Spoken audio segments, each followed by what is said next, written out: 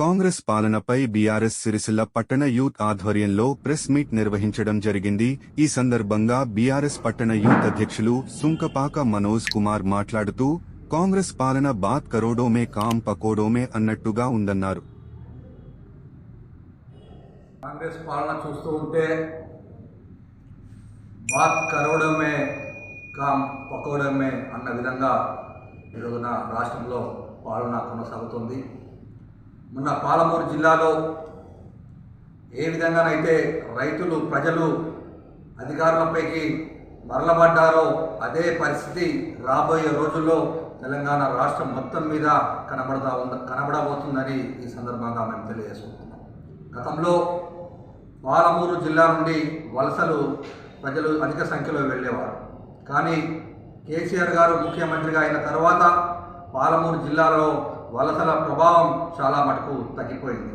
ఎందుకంటే కేసీఆర్ గారు అమలు చేసిన ఎన్నో సంక్షేమ పథకాలు, అలాగే వ్యవసాయ రంగం పైన వారు చూపెట్టినటువంటి ప్రత్యేక శ్రద్ధ కారణంగా వలసలు ఆగిపోయిన పరిస్థితి ఆ రోజుల్లో కనబడింది. మరలా కాంగ్రెస్ ప్రభుత్వం వచ్చాక ఈ వలసలు మళ్ళీ ప్రారంభమయ్యాయని ఈ సందర్భంగా తెలియజేసుకుంటున్నాం. అంతేకాకుండా కేసీఆర్ గారు తెలంగాణ ఉద్యమ సమయంలో నల్గొండ జిల్లాలో ఫ్లోరైడ్ బాధితులను ఆదుకుంటామని చెప్పి మిషన్ భగీరథ ద్వారా వారికి మంచినీటిని కల్పించి వారికి ఫ్లోరోసిస్ నుండి విముక్తి కల్పించిన గొప్ప వ్యక్తి మరి కేసీఆర్ గారు. ఈ రోజున నల్గొండ కానీ పాలమూరు జిల్లా కానీ గత 10 సంవత్సరాల్లో ఎంత గణనీయంగా అభివృద్ధి చెందిందనడంలో ఎలాంటి సందేహం అక్కర్లేదు. ఇకపోతే ఈ మూసీ నది అనేది 1903 వరకు కూడా మూసీ నదిలో స్వచ్ఛమైన నీరు ప్రవహించేది. ఆ తర్వాత ఈ మూసీ నది అనేది కలుషితమైపోయింది. 2005లో ఆగస్టులో అప్పటి కాంగ్రెస్ ప్రభుత్వం ముఖ్యమంత్రి వైఎస్ రాజశేఖర రెడ్డి గారు దాదాపు 332 కోట్ల రూపాయలతో, అలాగే జిహెచ్ఎంసీ ద్వారా 32 కోట్ల రూపాయలతో మూసీ ప్రక్షాళనకు వారు ప్రణాళికలు వేశారు. కానీ ఇంతవరకు కూడా ఆ ప్రణాళికలు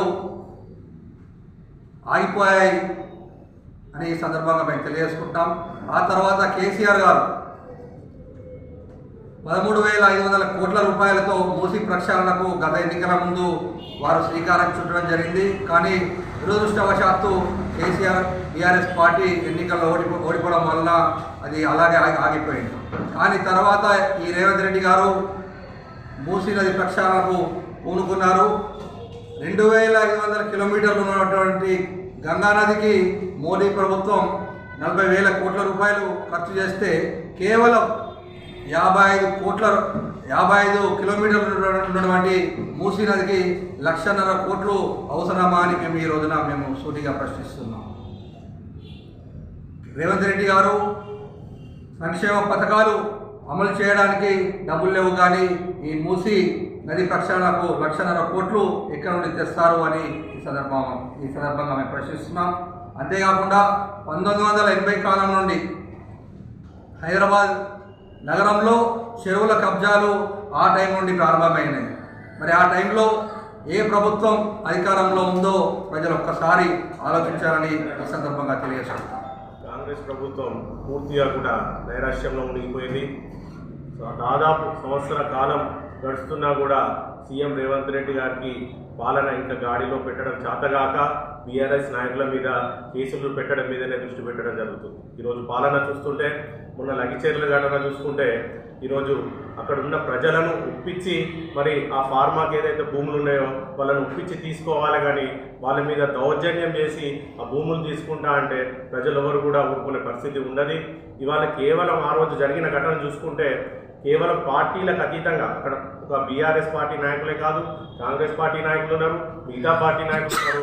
ప్రజలందరూ కూడా స్వచ్ఛందంగా వచ్చి ఆ రోజు అందులో పార్టిసిపేట్ చేయడం జరిగింది. కానీ ఈరోజు కేవలం బీఆర్ఎస్ నాయకులే ప్రజలను రెచ్చగొడుతురు, రైతులను రెచ్చగొడుతురు అని చెప్పేసి ఈరోజు ప్రజలను మభ్యపెట్టాలని చూస్తుంది ఈ ప్రభుత్వం. మరి దాన్ని ఆసరగా తీసుకొని మరి కేటీఆర్ గారి మీద కూడా కేసులు బుక్ చేయాలి. ఎంతసేపు చూసినా కూడా ఏదో ఒక విధంగా కేటీఆర్ గారిని జైలుకు పంపించాలని ఈ ప్రభుత్వం చూస్తూ ఉంది. ఈరోజు కేటీఆర్ గారి జోలికి వస్తే ఇవాళ లగిచర్ల ఘటన ఒకటే విధంగా ఏ విధంగానైతే ప్రజలు తిరగబడ్డారో ఇవాళ రాష్ట్రం మొత్తం కూడా ప్రజలందరూ ఇళ్లలోకి వెళ్ళి స్వచ్ఛందంగా వచ్చి ఈరోజు కాంగ్రెస్ పార్టీని తరిమికొట్టే పరిస్థితి వస్తుంది. ఇవాళ మీకు చాతనైతే రైతులకు చేయండి. ఇవాళ ధాన్యం కొనుగోలు కేంద్రాలలో ఇంకా కూడా రైతులు అక్కడ ఎంతో బాధలు పడుతూ ఇవాళ ఉన్నారు. వాళ్ళ ధాన్యం కొనుగోలు చేయడం లేదు. ఈరోజు ప్రభుత్వం చూస్తూ ఉంటారు. రైతు బంధు ఆపేసారు, రైతు బీమా ఇవ్వట్లేదు. మీరు ఏ విధంగా రైతులకు ఏం చేశారని మేము అడుగుతా ఉన్నాం. ఇవాళ పాలన మీద దృష్టి పెట్టకుండా కేవలం బీఆర్ఎస్ నాయకులను ఏ విధంగా జైల్లో పెట్టాలి, బీఆర్ఎస్ నాయకుల మీద ఏ విధంగా అక్రమ కేసులు పెట్టాలి, దీని మీద ఆలోచన తప్పితే మరి ఏ విధమైనటువంటి ఇవాళ కాంగ్రెస్ పార్టీ ఏ విధమైనటువంటి ఆలోచన చేయట్లేదు.